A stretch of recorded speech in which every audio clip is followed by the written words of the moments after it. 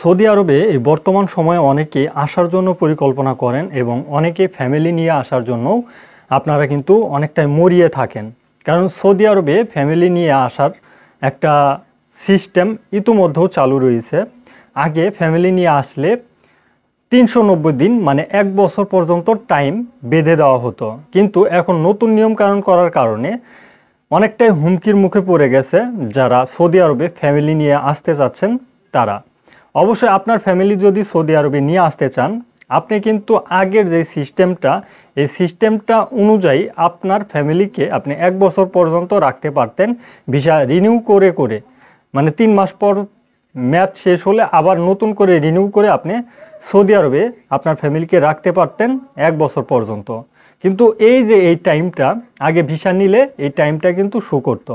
বর্তমান সময়ে দেখা যাচ্ছে তাসিস সেন্টারে ফিঙ্গার দেওয়ার পর আপনি যখন ভিসা পাচ্ছেন, সৌদি অ্যাম্বাসি থেকে যে ভিসাটা আপনাকে দেওয়া হচ্ছে আপনার ফ্যামিলি আনার জন্য, জিয়ারা ভিসা, সেই ভিসাতে ০০ লেখা আসতেছে অনেক সময়।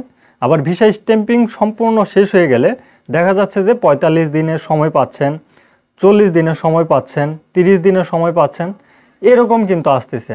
তো এই যে এই সিস্টেমটার কারণে যারা ফ্যামিলি সৌদি আরবে নিয়ে আসবেন তাদের জন্য একটা দুঃখজনক ব্যাপার হচ্ছে, যেই টাইমটা দেওয়া রয়েছে ওই টাইম অনুযায়ী আপনার ফ্যামিলিকে আপনি সৌদি আরবে রাখতে পারবেন।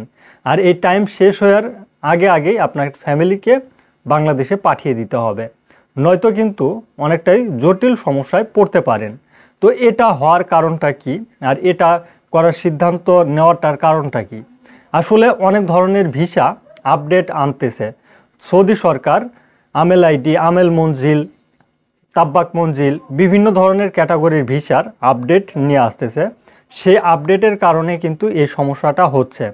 তবে যে টাইমটা বর্তমানে দেওয়া হচ্ছে ওই টাইম অনুযায়ী এখন যদি আপনি ভিসা তুলতে যান এবং ভিসা যদি নিয়ে সৌদি আরবে আনতে যান, সেই ক্ষেত্রে যে টাইমটা আপনাকে বেঁধে দেওয়া হচ্ছে ওই টাইম অনুযায়ী আপনাকে মেনটেন করতে হবে।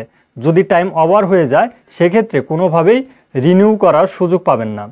আর এটাই হচ্ছে আমাদের প্রবাসীদের জন্য খারাপ একটা বিষয়, কারণ প্রবাসীরা কেউ কোনো সময় চায় না যে ২০ দিনের জন্য একটা ফ্যামিলিকে এতগুলো টাকা খরচ করে সৌদি আরবে আনার জন্য।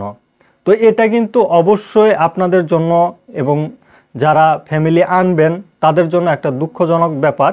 আপনারা একটু ওয়েট করার চেষ্টা করেন, কারণ পরিপূর্ণভাবে আপডেট চলে আসলে আমরাই আপনাদেরকে জানিয়ে দেওয়ার চেষ্টা করব যে বর্তমানে আপনি ফ্যামিলি নিয়ে আসলে কতদিন পর্যন্ত আপনার ফ্যামিলিকে সৌদি আরবে স্টে করাতে পারবেন, মানে রাখতে পারবেন। সেটা পরবর্তী 100% নিউজ যখন আসবে তখন আমরা আপনাদেরকে জানিয়ে দেওয়ার চেষ্টা করব। তো এটাই ছিল সর্বশেষ জিয়ারা ভিসা সম্পর্কে, এবং প্রত্যেকটা ভিসার আপডেট দিয়ে দেওয়ার চেষ্টা করলাম। আজকের ভিডিওটি এ পর্যন্তই। ধন্যবাদ সবাইকে, শেয়ার করে দেওয়ার চেষ্টা করবেন। সালামু আলাইকুম।